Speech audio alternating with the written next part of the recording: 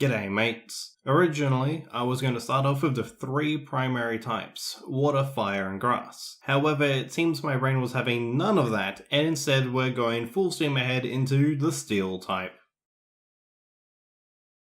I honestly had no idea what I was really going to say of this one, folks. I was just sitting around in a warehouse on break during a class and was suddenly struck with inspiration. I am sure most people would instantly go towards some kind of pseudo-electric or rock-based design or a really generic design. So I went in the most opposite and metal-centric direction I could think of. That's right, we're off to the scrapyard. Typically, Pokemon gyms are entirely indoors. Regardless of how much nature they contain within, they are rarely open spaces to the world. If you exclude how many of the gyms are designed within the anime, the only open-air gym that exists within the games, to my knowledge, is the Kuramine gym. You know, the gym built into the giant freaking tree that they expect 10-year-olds to climb up. I mean, the Pokemon world as a whole is known for having some very lax health and safety regulations, but that gym is straight up insane. Nevertheless, allow me to properly explain how this relates to my steel gym. As I said, this gym is situated as part of a scrapyard, and thus there is no actual building. Once you slip through the chain link gate and squeeze past a handful of junked cars, you will see that a bit of a puzzle has been set up for challengers like yourself. Similar to a few gyms from the games, the primary focus here is to use the move Strength to push large objects into place to reach the gym leader. Specifically, you'll be navigating a maze, as cheap as throwing another maze at you is, in order to shove large blocks of compacted scrap onto conveyor belts. The scrap box will then be carried to various points in the gym to create makeshift bridges for you to cross over. There will be trainers waiting to challenge you within the maze, of course. You really can't have a gym without any trainers, now can you? Can you, Blue?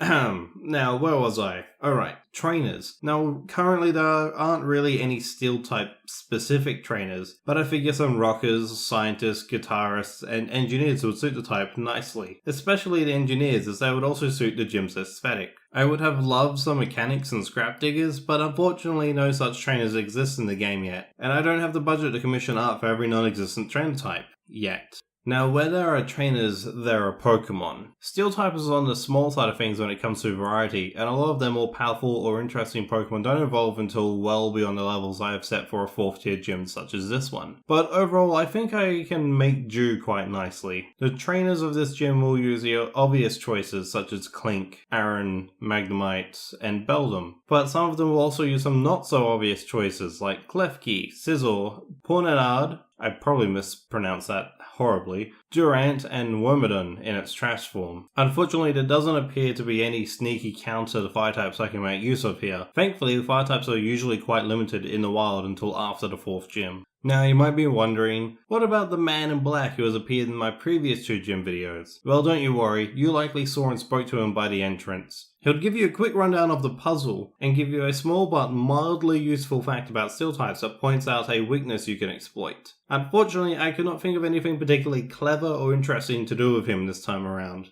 Now, with that out of the way, it is time to cross those bridges, take a tetanus shot, and fight the boss. As you approach the final area in the back of the yard, you'll see a scrappy man dressed in oil-stained overalls, heavy boots, large gloves, goggles, and a bandana over his face. He is digging through a pile of junk but soon notices you. Pulling down the bandana and goggles, it is revealed to be me. Surely not a surprise at this point, but perhaps you're wondering how bad a debt I'm in to warrant working so many jobs. Regardless, I greet you with a smile and remark that there is always something to find here. One man's trash is another man's treasure after all. Now to battle. Luckily for you, I am restricted to only 4 Pokemon here, so I had to choose wisely. So I'm starting with something I'm hoping will be unexpected. Morwile. At level 25, it has the Sheer Force ability, and the attacks Play Rough, Iron Head, Bite, and Sweet Scent. The most straightforward Pokemon on my team, Morwile's Sheer Force negates the secondary effects of its attacking moves in favour of boosting their power by 30%. Combined with the Invasion reducing Sweet Scent, and you'll be rushing to take Morwile out before it decimates your party.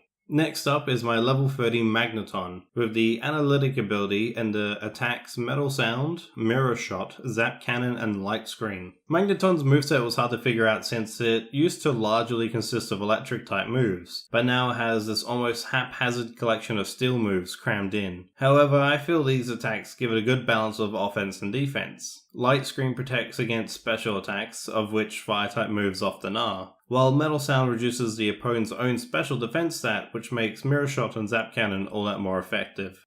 Third up is my level 29 Matang, with the Clear Body ability in the attacks Miracle Eye, Confusion, Iron Head, and Iron Claw. Honestly, I was surprised by the lack of non-attacking moves available to Matang without the use of TMs or breeding, so I opted to throw in Miracle Eye to make sure its attacks hit their marks as much as possible, and to enable Confusion to affect Dark-type Pokemon. With Clear Body to prevent stat-lowering abilities from working, this Pokemon is here for a straight-up brawl. Finally, the head of my team, my level 35 Lyron. Lyron? I can't tell, some of these Pokemon names are just weird. Anyway, it has the Rock Head ability, the attacks Iron Head, Rock Slide, Iron Tail, and Takedown. My final Pokemon and the biggest hurdle. As you might have guessed by now, Steel types don't seem to be big on non-damaging moves. Instead, there seems to be a focus on having a high defense and a lot of swinging power. It even surprised me when I was researching the Pokemon. So Lyron came out as just a ball of offensive power. Rock Slide will put your fire Pokemon in their place, and the Rock Head ability allows Takedown to be used freely without suffering recoil damage.